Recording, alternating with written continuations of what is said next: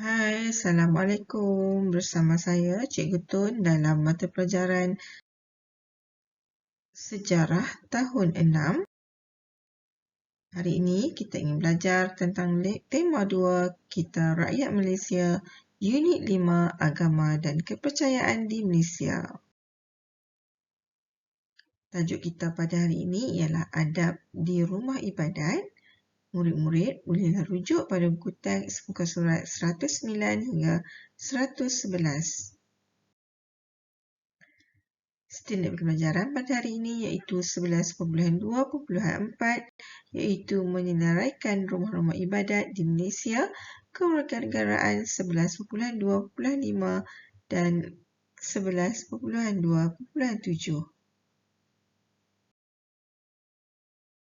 Baik murid-murid, ingat lagi apakah itu rumah ibadat?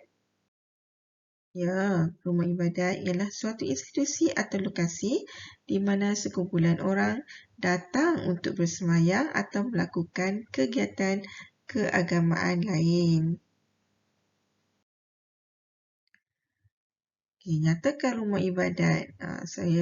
Cikgu harap kamu memang tahulah. Okey, rumah ibadat tu apa rumah ibadat dan di manakah rumah ibadat yang ada di Malaysia. Okey.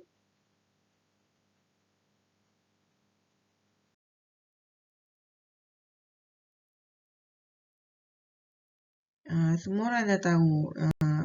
Ada masjid, toko, wad, keluara, kuil, gereja. Okey. Seterusnya, apakah itu adab? Apakah itu adab? Adab ialah tingkah laku serta tutur kata yang halus, sopan, budi bahasa, budi pekerti yang halus, kesopanan. Ini tingkah laku. Okey, berkaitan kalau kita beradab, maksud tingkah laku kita baiklah.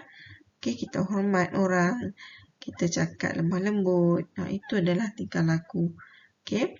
Jadi kalau kita seorang yang beradab, kita akan menjaga tingkah laku kita.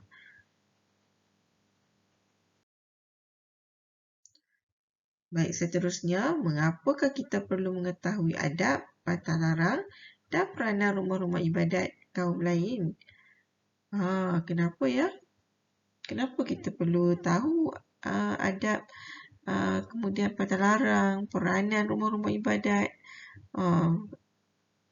Kenapa ya? Jom kita lihat. Yang pertama, bagi menunjukkan rasa persamaan antara kita. Kalau kita tak tahu, mungkin kita akan buat lebih kurang kan. Kita tak menghormati orang tu. Jadi kita tak faham apa yang amalan kepercayaan agama itu. Jadi perlunya kita mengetahui, memahami adab bagi agama yang lain. Yang kedua, kita tidak akan mengganggu individu lain ketika mereka ibadat. Kalau kita dah faham, kita tak akan mengganggu mereka. Kita akan hormat. Kalau dia tengah solat, kita hormat. Bagi dia peluang untuk dia solat. Kalau dia tengah ada upacara keagamaan di kuil, di tokong dan sebagainya, bagi peluang untuk mereka melakukan ibadat itu. Yang ketiga, sebagai tanda kita menunjukkan sikap prihatin kepada agama yang lain. Kita bukan bermaksud kita ingin menjaga tepi kain orang, tetapi kita mengambil cakna. Kita peduli bahawa kaum-kaum lain mempunyai kepercayaan mereka. Kita prihatin dengan kepercayaan mereka. Kita menghormati kepercayaan mereka. Baik, seterusnya.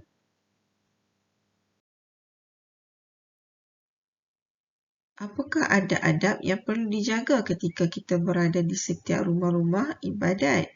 Bukan kita tak boleh pergi, kita boleh pergi ke rumah-rumah ibadat. Tetapi dengan syarat kita kena ada adab.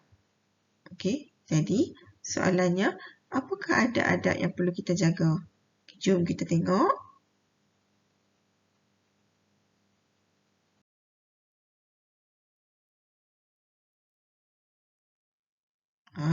Ini gambar agama apa? Okey, betul. Ini adalah untuk agama Islam. Jadi, apakah etika semasa berada di masjid? Kamu tahu kan orang Islam beribadat di masjid. Jadi, apa etika dia? Okey, yang pertama, memakai pakaian yang bersih, sopan dan menutup aurat. Aurat, apa itu aurat ya? Aurat itu bermaksud bahagian tubuh yang tidak boleh kelihatan atau wajib ditutup. Kalau kita pakai seksi-seksi tak sesuai lah. Okay, kita pergi ke masjid. Okay, jadi kita kena menutup aurat. Macam di Masjid Putrajaya, kalau kita pakai pakaian ketat, yang singkat, memang akan ada satu jawatan kuasa yang akan bagi satu pakaian lah untuk menutup aurat tu dulu. Kemudian baru kita boleh masuk menunaikan ibadat ataupun melihat upacara keagamaan. Okey, apa yang berlaku di masjid. Okey, untuk pelancong-pelancong lah, pelancong-pelancong daripada luar. Okey, seterusnya kita menanggalkan kasut sebelum memasuki masjid. Kenapa kena tanggalkan kasut? Kita nak kena buka kasut. Kenapa ya? Okey, bagus. Kasut kita kan kotor. Jadi tak sesuai lah sebab kita nak melakukan ibadat kan. Jadi kita kena pastikan persekitaran kita bersih. Okey. Jadi kita kena tanggalkan kasut. Okay, yang ketiga, menghormati jemaah yang sedang solat. Janganlah pergi ke masjid kamu berlari-lari. Okay, menjerit-jerit. Tak boleh. Okay, jadi kita kena hormati orang yang sedang solat, mendirikan solat. Okay, seterusnya.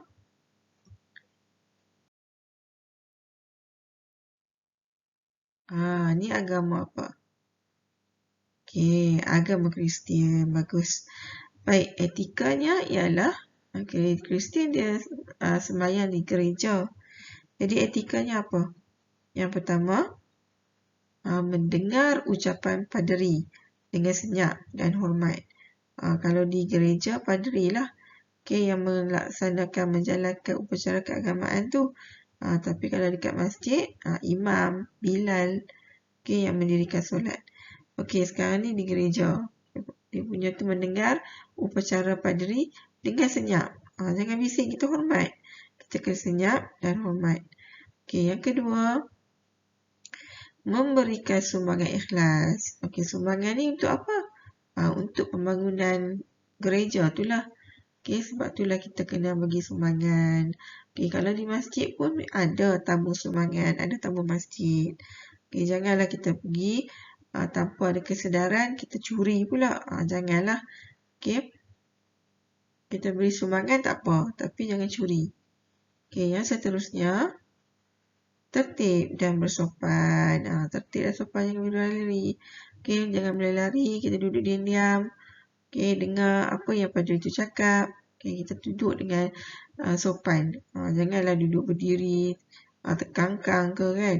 Janganlah cangkung ke. Tak boleh. Kita kena duduk tertib dan bersopan.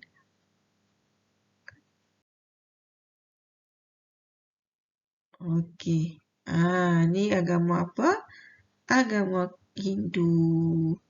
Okey, etika berada di kuil. Okey, agama Hindu ni beribadatnya di kuil. Jadi etikanya ialah menanggalkan kasut sebelum masuk ke pekarangan kuil. Itulah. Sebab dia nak jaga kebersihan. Sebab tu kena buka kasut. Okay, yang kedua, membasuh kaki. Dia kena basuh kaki sebelum masuk ke kuil. Ni maksudnya dia nak memastikan kaki tu pun berada dalam keadaan bersih. Baik, yang ketiga, memberikan tumpuan semasa sami menjalankan upacara keagamaan. Memang kena bagi fokus lah. Okay, memang kena fokus. Okay, bagi tumpuan. Baik, yang seterusnya.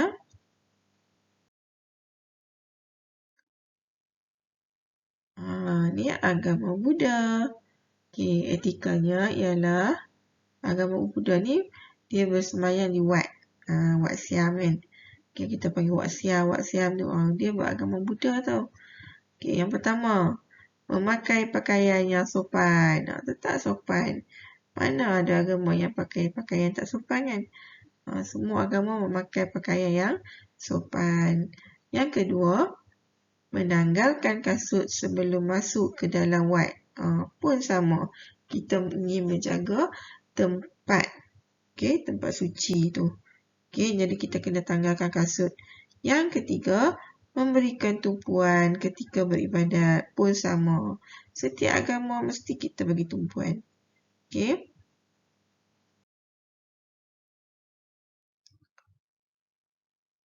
ini agama Sikh. Bagus. Gadwara, etika semasa berada di Gadwara. Yang pertama, menanggalkan kasut sebelum masuk ke Gadwara. Nampak? Memang kita nak jaga tempat suci kita ni. Kita nak jaga tempat ibadat kita ni. Sebab tu kita kena buka kasut. Yang kedua, berpakaian sopan dan menutup kepala semasa berada di Gadwara. Pun juga benda yang sama, berpakaian sopan. Yang ketiga, melakukan penghormatan kepada buku suci Guru Granth Sahib apabila masuk dan sebelum keluar Gadwara. Ini etika yang selalu dijalankan ketika berada di Gadwara. Seterusnya.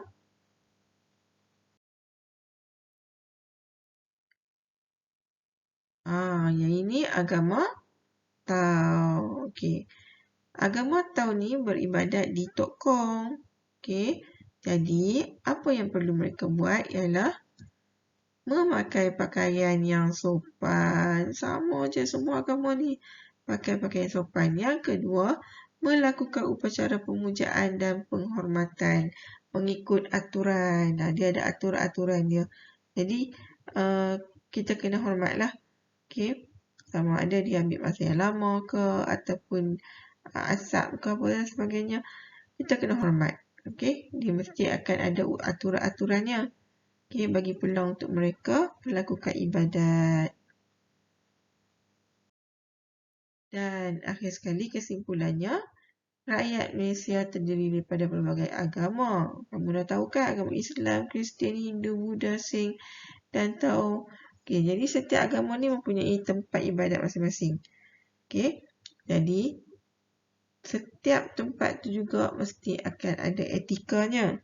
Jadi kita sebagai rakyat Malaysia, kita mesti tahu adab, patalaran dan peranan rumah-rumah ibadat kaum lain. Supaya kita tidak mengganggu individu lain ketika mereka beribadat. Kalau kita tak tahu, maka kita akan mengganggu orang tu.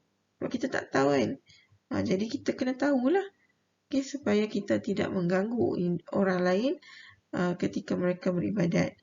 Walau bagaimanapun, terdapat juga amalan yang tidak dilakukan di rumah-rumah ibadat. Seperti amalan menyembah roh nenek moyang, upacara miring, upacara memuja semangat padi. Yang ini ada juga. Masih ada. Cuma mereka tidak ada tempat. Mereka tak ada tempat. Walau bagaimanapun, kita mestilah menghormati dan menghormati adab dan peraturan ketika upacara keagamaan dan kepercayaan itu diadakan. Jadi dengan adanya sifat-sifat semangat, tolak ansur, hormat menghormati, kita akan hidup aman. Kalau kita ni tak pernah ambil tahu langsung pasal agama lain, kita asyik nak bising je, nak marah je, memang akan wujud pergaduhan. Jadi, kita sebagai rakyat Malaysia, kita kena hormat dengan agama lain. Baik, sekian dahulu daripada cikgu. Cikgu harap kamu faham tentang penjelasan cikgu berkaitan dengan adab di rumah ibadat. Sekian dahulu. Terima kasih.